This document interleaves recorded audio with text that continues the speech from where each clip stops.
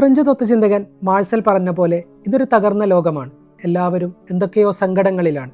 ഓരോ മനുഷ്യനും ജനിച്ചു വീഴുന്നത് ഉള്ളിൽ ഒരൊഴിഞ്ഞ പാത്രവുമായിട്ടാണ്. A mysterious emptiness. ഓരോ മനുഷ്യജന്മവും ഈ ഒഴിഞ്ഞ പാത്രം നിറക്കാനുള്ള യാത്രയിൽ വീണും എഴുന്നേറ്റും തകർന്നും കൂടിച്ചേർന്നും നഷ്ടപ്പെട്ടും കണ്ടെത്തിയും ഇങ്ങനെ അലയുകയാണ്. അവരനോട് കാണിക്കുന്ന കരുണ, പരിഗണന അവരുടെ അന്വേഷണ അലച്ചിലിൽ ഒരൽപ്പം ആശ്വാസമായേക്കും.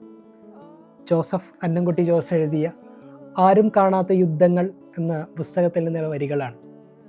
ഈ വരികളിൽ പറഞ്ഞതുപോലെ നമ്മൾ മനുഷ്യന്മാരൊക്കെ ഈ ഭൂമിയിൽ ജനിച്ചു വീഴുമ്പം വളരെ നിഷ്കളങ്കമായ ഒഴിഞ്ഞ ഒരു മനസ്സുമായിട്ടാണ് ജനിച്ചു വീഴുന്നത് എന്നുള്ളതാണ്.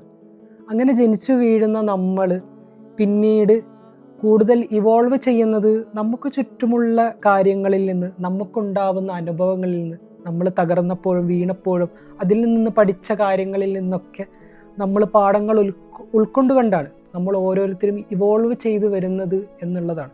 അപ്പോൾ നമുക്ക് ചുറ്റുമുള്ള മനുഷ്യന്മാരൊക്കെ ശരിക്കും പറഞ്ഞു കഴിഞ്ഞാൽ ഒരു പുസ്തകമായിട്ട് നമ്മൾ കാണുകയാണെങ്കിൽ നമുക്കൊരിക്കലും വായിച്ചു പൂർത്തിയാക്കാൻ കഴിയാത്ത ഒരത്ഭുതം തന്നെയാണ് എന്നുള്ളതാണ്.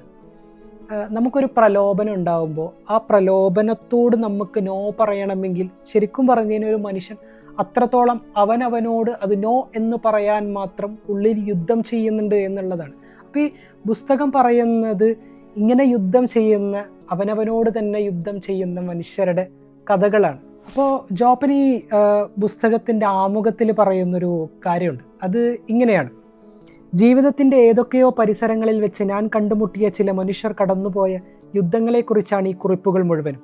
വായനക്കാരാലുള്ള സദ്വാർത്ത എന്തെന്നാൽ ഈ മനുഷ്യരും ഇത് എഴുതിക്കൊണ്ടിരിക്കുന്ന ഞാനും രാപ്പകൽ ചെറുതും വലുതുമായ യുദ്ധത്തിൽ ഏർപ്പെട്ടുകൊണ്ട് തന്നെ ജീവിക്കുകയും അതിജീവിക്കുകയും ചെയ്തുകൊണ്ടിരിക്കുന്നു എന്നുള്ളതാണ്.